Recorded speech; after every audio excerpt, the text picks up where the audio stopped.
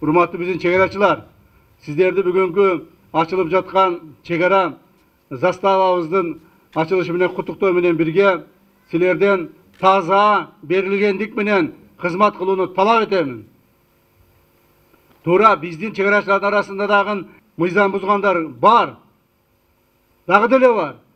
Кээ бирлериңер ар түрдүү контрабандисттер менен кошулуп алып аракет кылгандар дагы бар. Эгерде араңарда тура турган болсо, бетиңер чымырап атса керек. Так, эгерде араңарда ошондой укук бузууларга баргандар болсо, уялып атсаңар керек. Себеби силер форманы кийген, погонду тагынган, мамлекеттин коопсуздугун сактайм деген жетекчилик кызматкерлерсиңер. Мына ошондон тайбагылагын. Антыңардан тайбагылагын.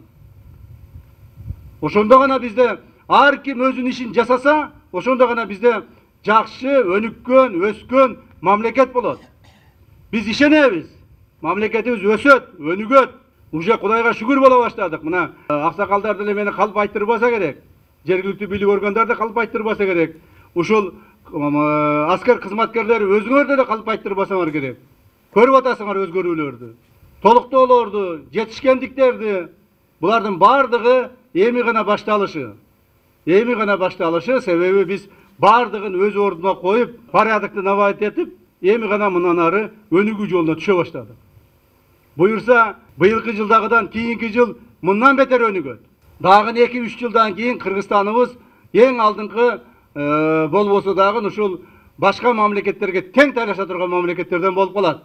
Ушуга баарыбыз салым кошушубуз керек.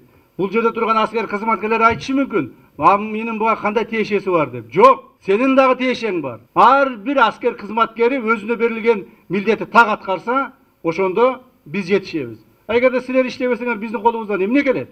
Эгерде силер аткарбасаңар, эгерде силер туура эмес иштесеңер, мыйзамды бузсаңар, берген тапшырмаларды аткарбасаңар, анда биздин колубуздан эмне келмегени? Ошондон биз силерге ишенебиз, урматтуу аскер кызматкерлери, айрыкча чегара кызматкерлери.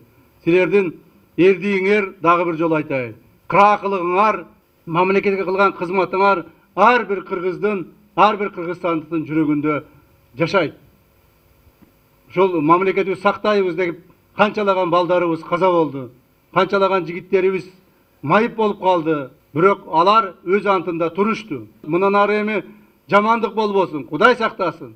Тынчтык мезгилде гана ушинтип чегарабызды коргоп, коңшуларыбыз менен ынтымакта болуп, урушпай, талашпай, жакшы жашайлы деген үмүттөбүз. Дагы бир жолу куттуктаймын. Куттуу болсун.